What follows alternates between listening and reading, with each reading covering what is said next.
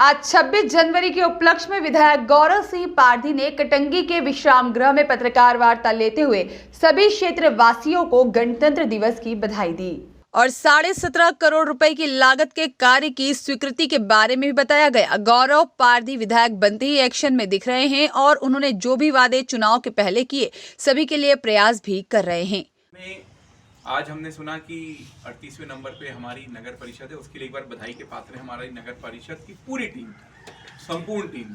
एक पार्षद होने के नाते आप भी उसके लिए बधाई के पात्र हैं। पहली बार हुआ है कि 38 नंबर हमारे नगर परिषद को स्वच्छता में लगा है और हम तो चाहेंगे पूरी परिषद की टीम के साथ हमारे को पूरे पार्षदों का भी सहयोग होना, सब मिलजुल के पूरे नगरवासी मिलके इस नगर को स्वच्छ और सुंदर बनाए। इसमें बहुत कुछ बड़ी भूमिका यहाँ के व्यापारी वर्ग की और यहाँ के आम जनता की भी रहेंगी कि वे भी जागरूक रहे स्वच्छता के प्रति, कि अगर गाड़ी आ रही है कचरा उठाने के लिए तो उसी में कचरा डालें, ना कि रोड पे फेंके। इसके अलावा जो कचरा प्रबंधन के पहले में कुछ यहाँ पे मशीनें आई हुई हैं, लेकिन उनका कोई भी उपयोग नहीं हो रहा है। तो हमारा अगला प्रयास यही है कि उन मशीनों का उपयोग किया जाए और ताकि यहाँ पे एक अच्छा प्रबंधन किया जाए कचरे का। साथ ही साथ यहाँ पे सीवेज वाटर ट्रीटमेंट प्लांट भी लगवाया जाए, उसका भी प्राकलन जो है उचित तरीके से करवाया जाएगा। साथ ही साथ संपूर्ण विधानसभा क्षेत्र में जो अनेक विषय हमने लिए हुए हैं उनके बारे में भी आपको ध्यान में लाना चाहूँगा कि हमने विशेष तौर पे, जैसे शुरुआती तौर पे हम कहें कि हमने लॉ एंड ऑर्डर पे सबसे ज़्यादा ध्यान दिया है। बहुत सी अवैध गतिविधियाँ इस पूरे क्षेत्र में चल रही थी, उन पे अंकुश लगाने का हमने प्रयास किया है, पुलिस प्रशासन से निवेदन किया है। साथ ही साथ आप सबके ध्यान में है ही कि एक और हम पुलिस चौकी नांदी से लेके बोनकट्टा के बीच में हम एक चौकी भी लाना चाह रहे हैं। रेत का अवैध उत्खनन पूरे क्षेत्र से चल रहा था और आप भी जानते हैं कि किन स्थितियों में चल रहा था, उस पर भी हम अंकुश लगाने का लगातार सतत प्रयास कर रहे हैं। बीच में कमिश्नर के द्वारा, एनजीटी के द्वारा भी कार्रवाई की गई हैं। ऐसे जितने भी अवैध कार्य हैं उन पर अंकुश लगना चाहिए। इसके अलावा मैं आपको बताना चाहूँगा कि स्वास्थ्य के दृष्टिकोण से मैंने अपने चुनाव के समय एक वादा किया था कि बहुत जल्दी हम एक सोनोग्राफी मशीन यहाँ के अस्पताल में लाएंगे। तो मैं आपको बताते हुए खुशी जाहिर करना चाहता हूँ कि वो स्वीकृत हो गई है। मुझे विश्वास है कि अगले 2 से 4 महीने में, क्योंकि बीच में आचार संहिता लग जाएगी तो इसलिए मैं नहीं कह सकता कि कितना डिले हो जाए, पर अगले 2 से 4 महीने में वो सोनोग्राफी मशीन इस अस्पताल में आ जाएगी, जो मैं समझता हूँ कि इस क्षेत्र के लिए एक अच्छी भावना के साथ है। इसके साथ ही साथ इस अस्पताल को सिविल अस्पताल डिक्लेयर कराना और 100 बिस्तर का अस्पताल बनाना भी हमारा ध्येय है। उस दिशा में भी हम प्रयासरत हैं। कुछ नए उप स्वास्थ्य केंद्र बनाना भी हमारा प्रयास है उस दिशा में भी, ताकि अभी जनसंख्या बढ़ गई है, लोगों को लाभ मिल सके। हो सकेगा तो एक आध प्राइमरी हेल्थ सेंटर भी हम बढ़ाना चाहेंगे। साथ ही साथ आने वाले समय में जो हमारी प्लानिंग होगी, हम अगले 25-30 साल के नगर के यूज के हिसाब से यहाँ का लैंड यूज बनाना चाह रहे हैं।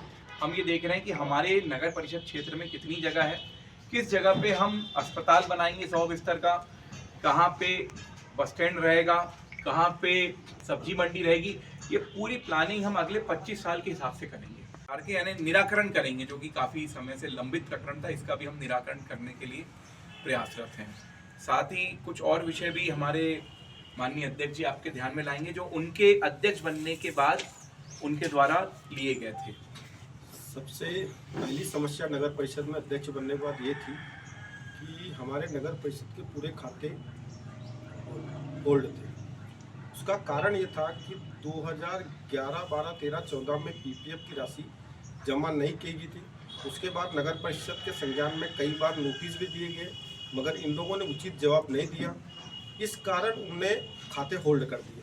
अब होल्ड की दिशा में हमको कोई भी खाते में होल्ड लगने से विकास कार्य कुछ भी नहीं कर पाते और उसकी पेनाल्टी करीब 1 करोड़ 33 लाख रुपए अनावश्यक हमको भरना पड़ा। अब वो भी हम 1 करोड़ 33 लाख रुपए किस्तों में दे रहे हैं। बड़े मुश्किल से कुछ प्रयास करके हमने बात किए हैं जबलपुर से, जिससे उनने कुछ शर्तों पे होल्ड खुलवाया है और हमसे बोला है कि भाई किस्तों में धीरे धीरे करके दे। यह भी एक बहुत बड़ी समस्या है कि इसके पूर्व अगर सीएमओ जो नगर परिषद में जो भी थे वो अगर ध्यान दे देते तो ये मुसीबत नहीं आती। और ये चूँकि यह कर्मचारियों के हित की बात है, इसलिए इसको पीएफ को जमा करवाना भी जरूरी था। दूसरा, नगर परिषद में कुछ कार्य ज़्यादातर का मुख्यमंत्री अदूर सरोसना भी 1 करोड़ रुपए का लोन पहले से ही चल रहा था, जिसकी करीब 15 साल का लोन रहता है, तो 70 लाख रुपए अभी भी बाकी है, तो उसकी भी किस्तें कट रही है। उस कारण भी परिषद को चलाने में बहुत परेशानियों का सामना कर पड़ा था। मेरी यह इच्छा है कि कोई भी लोन लेके कार्य ना किया जाए, अपनी नगर परिषद की जैसी आवक है, जैसे फंड आते हैं, उसी के हित में काम किया जाए। और अभी मुझे आशा की किरण और जागृत हो गई है, जब से हमारे माननीय विधायक गौरव भैया इस क्षेत्र के विधायक बने, उनका भरपूर सपोर्ट मिल रहा है और उनका भरपूर सहयोग मिल रहा है, जिनके सहयोग के साथ हम नगर परिषद को अच्छी स्थिति में लाने की कोशिश करेंगे। ये सब्जी मंडी की जो 3 बड़ी रोडें और एक बड़ा पुलिया सैद्धांतिक स्वीकृति ले ली है। एक C180 में 7.5 करोड़ का पुलिया, एक बनेरा कोडमी रोड, नंदोरा तिकाड़ी रोड और खैलांजी क्षेत्र में चोरपिंड के पास टुईया पार रोड, ऐसी लगभग 17.5 करोड़ की सैद्धांतिक स्वीकृति हम ले आए हैं। और बीटी रोड्स भी और जो यहाँ पे काम चल रहा है उनको पूर्ण कराना और कुछ नई बीटी रोड बनाने के भी हम फिर बहुत ज़्यादा प्रपोजल दे के आए। मुझे मालूम है कि वो एक साथ नहीं स्वीकृत होंगे, थोड़ा थोड़ा करके होगा, लेकिन मुझे पूर्ण विश्वास है कि इस बजट में कटंगी विधानसभा क्षेत्र के लिए जो जिन रोडों के प्रस्ताव हमने दिए हैं, ये जो मैंने आपको बताया, एक पुलिया और ये 3 रोड, कम से कम ऐसी कुछ सड़कों यहाँ पे जरूर रहेंगी। बाकी विकास कार्य भी यहाँ पे सतत चलते रहेंगे।